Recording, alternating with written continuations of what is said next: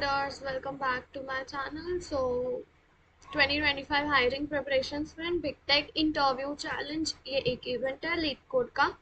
मैंने previous video में इसके बारे में डिस्कस किया हुआ है. So in this video we are solving 767 LeetCode question number reorganize string. Question बड़ा सिंपल है और 4 स्टेप्स में ये प्रॉब्लम सॉल्व हो जाएगा. ठीक है, अभी ये क्वेश्चन में दिया क्या है कि एक स्ट्रिंग दी हुई है एस, वो स्ट्रिंग को रीअरेंज करना है. ठीक है, स्ट्रिंग को रीअरेंज करना मतलब स्ट्रिंग के अंदर जो कैरेक्टर्स है उनको रीअरेंज करना है so that any two adjacent characters are not the same. मतलब एडजेसेंट कैरेक्टर्स जो है वो सेम नहीं होने चाहिए. जैसे ये ए है, ये एडजेसेंट कैरेक्टर्स है राइट, ऐसे सेम नहीं होने चाहिए. तो ये स्ट्रिंग को ऐसे इस तरह रीअरेंज करना है कि उसमें एडजेसेंट कैरेक्टर सेम नहीं होने चाहिए. सो क्या करेंगे, ये बी को बीच में डाल देंगे तो हो जाएगा ए बी ए. ये एक पॉसिबिलिटी हो गई. तो ऐसा हो सकता है कि बहुत सारे पॉसिबल रीअरेंजमेंट्स हो एस के, तो कोई भी एक रिटर्न करना है, return any possible rearrangement of S. अगर नहीं पॉसिबल है तो उस केस में एम्प्टी स्ट्रिंग रिटर्न करना है. ठीक है, अभी एस देखो, ये एग्जाम्पल 2 में 3 एस और एक बी है. अभी दो बी रहता तो अरेंज कर लेते, मतलब दो बी रहता तो एक बी यहाँ पे इंसर्ट करते और एक बी यहाँ पे, मतलब ए बी ए फॉर्म होता. बट सिंगल बी है, इसके वजह से पॉसिबल नहीं है रीअरेंज करना, तो एम्प्टी स्ट्रिंग रिटर्न करेंगे. क्लियर? तो मैं फटाफट से एक्सेल ही ड्रॉ ओपन कर लेती हूँ. ठीक है, तो कुछ एग्जाम्पल्स लिख लेती हूँ. पहले देखते हैं कि कब कब अरेंज करना पॉसिबल नहीं है. This is one case. और ऐसा हो सकता है ए बी सी ए ए. ठीक है, तो मैं सिंप्लिसिटी के लिए ना ये बी और सी लास्ट में लिख देती हूँ. ठीक है, let me erase this also. A B C. ठीक है, ये भी यहाँ पे डाल देंगे, ये सी यहाँ पे डाल देंगे. This is possible right. ये एक बी यहाँ पे और ये एक सी, हाँ नहीं पॉसिबल राइट. और कुछ और एग्जाम्पल्स ले लेते हैं. बी बी सी, एक और बी ले लो विच इज सिमिलर. कुछ ज्यादा स्ट्रिंग मतलब कैरेक्टर ज्यादा लेके देखते हैं.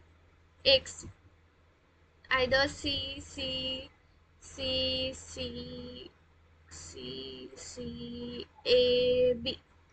अभी ये 4 एग्जाम्पल्स में एम्प्टी स्ट्रिंग रिटर्न करना पड़ेगा क्योंकि पॉसिबल नहीं है अल्टरनेट पास करना राइट. क्या मैं फालतू ओके. तो क्या करना है, यहाँ पे लेंथ देखो कितने सेम है, 3 एज है और एक बी है राइट. ये ट्रू होता जब 3 एज मतलब 3 सिमिलर कैरेक्टर्स और 2 डिफरेंट कैरेक्टर, अगर 2 बी होते तो पॉसिबल होता. सिमिलरली यहाँ पे क्या है, 5 बीज है और एक ए है. वही अगर 4 सॉरी सी, एक सी है, वही अगर 4 सीज होते तो पॉसिबल होता राइट. या फिर 4 डिफरेंट कैरेक्टर्स होते, let's say C D F, ऐसे 4 डिफरेंट कैरेक्टर्स होते तो भी पॉसिबल होता राइट. अभी यहाँ पे भी 4 एस है एंड बी और सी, ये 2 कैरेक्टर्स है. बट वही अगर ये 3 कैरेक्टर्स होते तो पॉसिबल होता राइट. अभी इसको कंक्लूड करने के लिए लास्ट वाला भी एग्जांपल देख लो. 6 सीज है एंड 2 ए बी है. अगर वही डिफरेंट कैरेक्टर्स 5 होते तो पॉसिबल हो जाता. व्हाट आई मीन टू से, तो जिसका भी मैक्सिमम काउंट है, लेट्स से ए का मैक्सिमम काउंट है 3, अगर ये ग्रेटर देन होता है n+1, n इज जिसका लेंथ इज 4, 4 + 1 इज 5. ठीक है, तो मैं एक फॉर्मूला लिख देती हूँ, मैक्स अगर ग्रेटर देन है n+1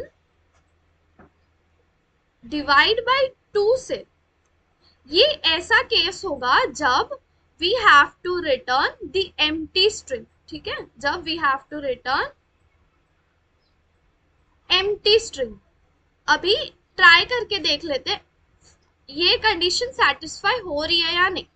ठीक है, अभी इसका लेंथ क्या है 4, 4+1 is 5, 5 divide by 2 is 2.5 which means 2, this is 3। Max is जिस ऐसा कौन सा कैरेक्टर है जिसका मैक्सिमम काउंट है, तो ए एक ऐसा कैरेक्टर है जिसका काउंट मैक्सिमम है। ठीक है, तो अभी देखो 3 इज ग्रेटर देन 2 हो गया, इसीलिए इस केस में एम्प्टी स्ट्रिंग पास करेंगे। सिमिलरली B5 और टोटल लेंथ कितनी है 9 आई गेस, राइट। मैं सिर्फ सी तक लेते, टोटल लेंथ है 6, 6+1 is 7, 7 डिवाइड बाय 2 is 3। अभी देखो 5 is ग्रेटर देन 3 हो गया, तो यहाँ पे भी एम्प्टी स्ट्रिंग आएगा, एम्प्टी स्ट्रिंग रिटर्न करना है, इस केस में भी एम्प्टी स्ट्रिंग रिटर्न करना है। सिमिलरली नीचे के दो एग्जांपल्स में भी एम्प्टी स्ट्रिंग ही रिटर्न होगा। तो ये एक कंडीशन पता चल गई जब वी हैव टू, मतलब नॉट अ कंडीशन कि क्या बोलते हैं, ये एक एग्जाम केस हो गया जब कब कब एम्प्टी स्ट्रिंग आ सकता है। ठीक है, तो जब भी मैक्स की value greater than n+1 divide by 2 हो रहा है, तो उस कंडीशन में एम्प्टी स्ट्रिंग रिटर्न करना है। ठीक है, अभी अगर ऐसा कंडीशन नहीं है तो कुछ तो स्ट्रिंग फॉर्म होगा, right. Let's take this example AAB, नहीं तो दूसरा एग्जांपल लेते AAA और 2 B's। ठीक है, अभी इस प्रॉब्लम को ना 4 स्टेप्स में सॉल्व करेंगे। First step is step number 1, 4 steps में सॉल्व हो जाएगा, मैं इसको इरेज कर देती हूँ। पहले तो वी हैव टू चेक कि कौन सा अल्फाबेट या कौन सा कैरेक्टर का मैक्सिमम काउंट है, तो maximum count we have to calculate, maximum count. और जिसका मैक्सिमम काउंट है वो अल्फाबेट कौन सा होगा वो भी। ठीक है, लेट्स से A। अभी व्हाट आई एम डूइंग, जिसका भी मैक्सिमम काउंट है ना, उसको अभी मेरा जो आउटपुट स्ट्रिंग बनेगा उसका भी लेंथ ये टोटल स्ट्रिंग जितना ही रहेगा, राइट, s डॉट लेंथ ही रहेगा। तो मैं क्या करूंगी, मैं एक एरे बना लेती हूँ जिसका साइज जो है n के इक्वल रहेगा, जिसका साइज स्ट्रिंग के इक्वल रहेगा, क्योंकि मेरा आउटपुट भी उतना ही रहेगा, राइट।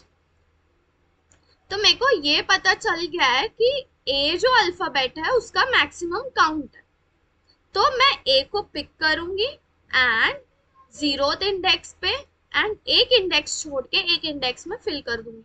मतलब अगर मैंने इंडेक्स इज इक्वल्स टू 0 दिया है, ठीक है, तो मैं क्या करूंगी 0 इंडेक्स पे और इंडेक्स को इंडेक्स +2 पे, तो यहाँ पे A और यहाँ पे A।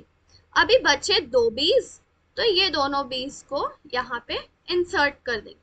ठीक है, बहुत सिंपल है। पहले तो मैक्सिमम काउंट और कौन से अल्फाबेट का मैक्सिमम काउंट है वो फाइंड आउट करेंगे, एंड देन एक एरे बनाएंगे जिसका लेंथ जो है स्ट्रिंग के लेंथ के इक्वल होगा। फिर एक इंडेक्स छोड़ के एक इंडेक्स पर वो जिसका मैक्सिमम काउंट है वो फिल कर देंगे, एंड जो बचा है वहां पे रिमेनिंग कैरेक्टर्स। अगर ऐसा किए तो कभी भी पॉसिबल नहीं होगा कि दो एडजेसेंट कैरेक्टर सेम रहे, राइट, क्योंकि अपन एक इंडेक्स छोड़ के एक इंडेक्स पे फिल कर रहे हैं। अभी लेट्स सी द कोड। पहले क्या करेंगे कि एक एरे बनाएंगे जिसकी लेंथ जो है वो 26 रहे। ओके, अभी ये एरे की क्या जरूरत है, लेट्स से मैंने एक एरे बनाया 26। अब ना फर्स्ट स्टेप क्या था कि मैक्सिमम काउंट मिले, राइट। तो पहले ये स्ट्रिंग को आइटरेट करेंगे, तो फर्स्ट इज A। ठीक है, तो A मतलब 0th इंडेक्स पे A की काउंट, एंड दूसरा A तो काउंट जो है वो इंक्रीमेंट हो जाएगा 2, थर्ड A तो इंक्रीमेंट हो जाएगा 3। सिमिलरली B क्या है, B 2 है तो 2। ठीक है, फर्स्ट इंडेक्स पे। अभी जब मैं बोल रही हूँ जीरोथ इंडेक्स तो it will be A, and when I say one index तो it will be B, first index it will be B. Okay, अभी ये 26 एरे को आइटरेट करेंगे तो वी विल गेट कि कौन सा मैक्सिमम काउंट, तो 3 जो है वो मिल जाएगा। ओके, अभी 3 मिल गया एंड 3 जो है वो जीरोथ इंडेक्स पे, तो मेरे को ए भी मिल जाएगा, तो फर्स्ट स्टेप जो है वो क्लियर हो जाएगा, राइट।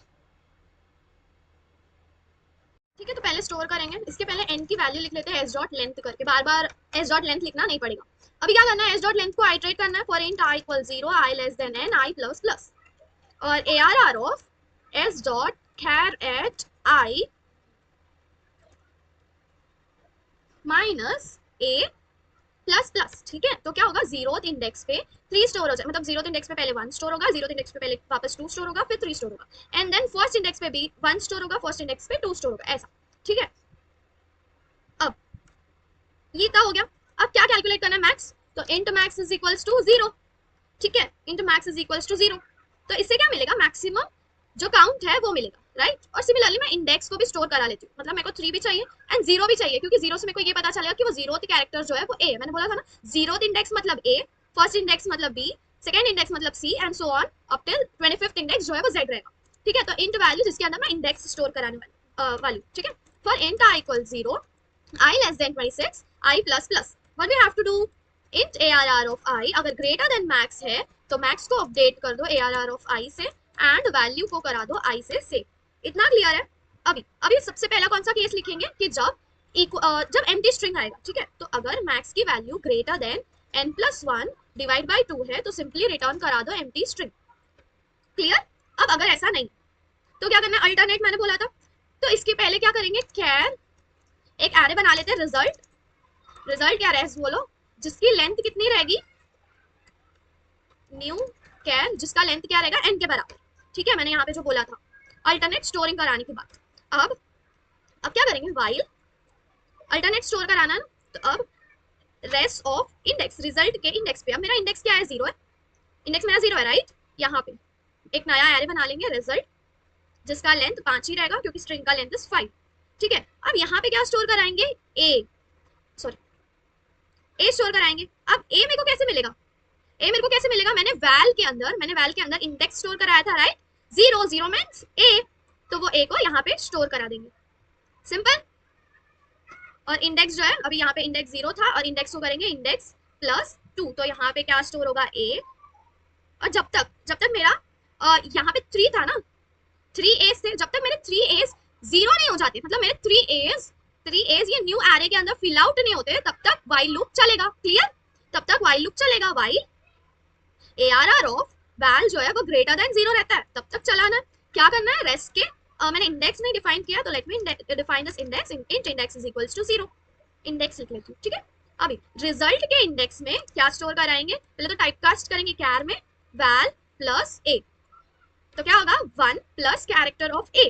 ठीक है, तो वो ए कन्वर्ट हो जाएगा, और रेस्ट ऑफ इंडेक्स मतलब रेस्ट ऑफ जीरोथ इंडेक्स पे ए स्टोर होगा।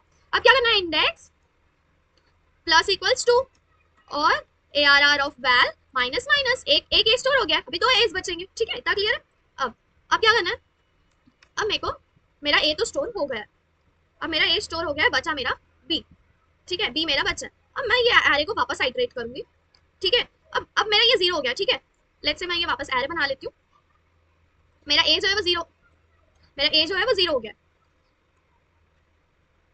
अब मेरे 20 बचे और बाकी सब तो 0 है। ठीक है, अब मैं ये जब 26 एरे को आइटरेट करा रही थी, मैंने देखा कि ए तो 0 हो गया, मेरे को मिला बी, अभी बी को अल्टरनेट स्टोर करा दूंगी, जब तक बी 0 नहीं होता वापस, तो सेम चीज वही चलेगी। Let's take another example, A A A A B C and D.